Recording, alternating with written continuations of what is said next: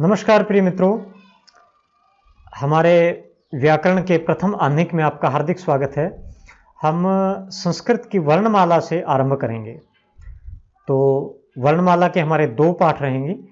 यह प्रथम पाठ है और हम प्रारंभ करते हैं संस्कृत वर्णमाला का। और भारतीय सभी भाषाओं के वर्णमाला का जो प्रथम वर्ण रहता है वह अ होता है।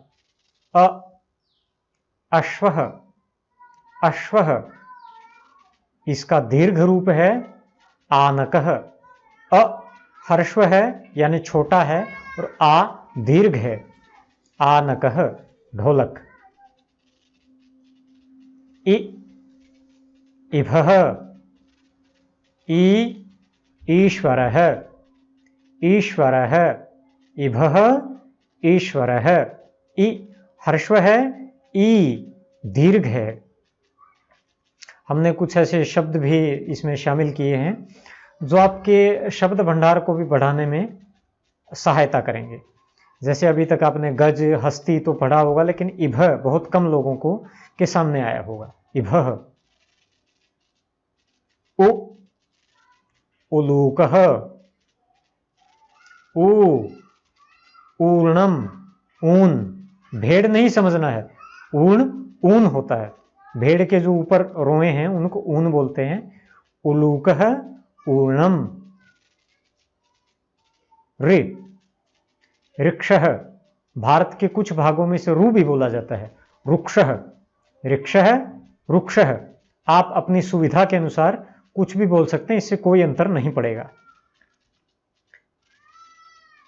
दीर्घ रि, री, लृ, इनसे कोई शब्द आरंभ नहीं होता है, इसलिए इनको हमने ऐसे ही छोड़ दिया है, शब्द इनके साथ नहीं दिया है। तो रे, रे, लृ। ए एणकः मृग, एणकः। ऐ ऐरावतः, ऐरावतः।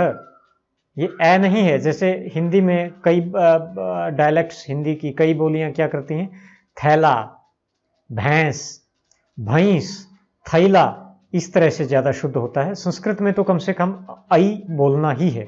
ऐरावतः, ऐरावतः क्या होता है, इंद्र के हाथी को ऐरावत कहते हैं। ओ ओदनः, चावल की खिचड़ी को या पके हुए चावलों को ओदन कहा जाता है, भात। औ औषधि, औषधि, औ, इसको औ बोलेंगे। ओ औ। आई, आई का उच्चारण कैसे रहेगा, जैसे अ ई, इनको हम अलग अलग बोल रहे हैं लेकिन शीघ्रता से बोल रहे हैं। आई, आई और औ, औ। अब हम हमारे स्वर हो चुके हैं। अब व्यंजनों का हम आरंभ करेंगे। व्यंजनों में प्रथम है क वर्ग। क वर्ग के क, ख, ग, घ, ङ 5 होते हैं। प्रत्येक वर्ग में 5 होते हैं। क कवचम, कवचम। ख खड्गः, खड्गः, खड्ग तलवार को कहते हैं, कवच आर्मर को कहते हैं।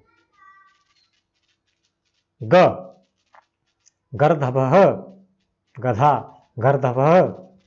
घ घटः, घड़ा। ग घ और ङ ये ड नहीं है। हिंदी वाले ज्यादातर इसको कई बार बच्चे ड समझ लेते हैं।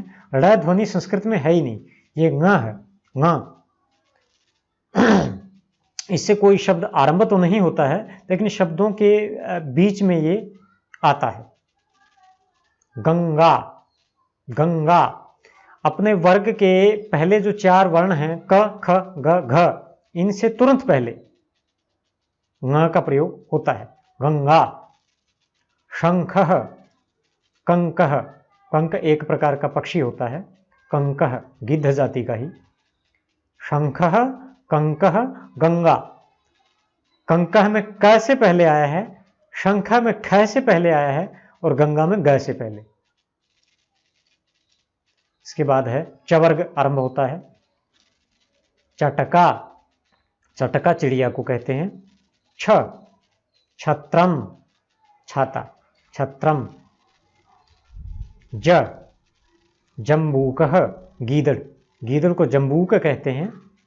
झ, झरह, झरना। ज, जम्बूकः, झ, झरह। ञ, य, य से भी कोई शब्द आरंभ नहीं होगा। ये अपने वर्ग के जो वर्ण होते हैं, च, छ, ज, झ, इनसे तुरंत पहले इसका प्रयोग होता है। चंचू, चंचू। गृंजनम, गृंजनम, गाजर। चंचू, चंचू चोंच को कहते हैं, पक्षी की चोंच को। तो चंचू में च से पहले य आया है और गृंजनम में ज से पहले। तो मित्रों, हमने ये कुछ वर्ण देखे, स्वर वर्ण हमने पूरे किए और व्यंजनों के क वर्ग और च वर्ग को देखा। आगे के व्यंजनों को हम अगले पाठ में पूर्ण करेंगे। तो मिलते हैं अगले पाठ में, तब तक के लिए नमस्कार। जय भारत, जय भारती।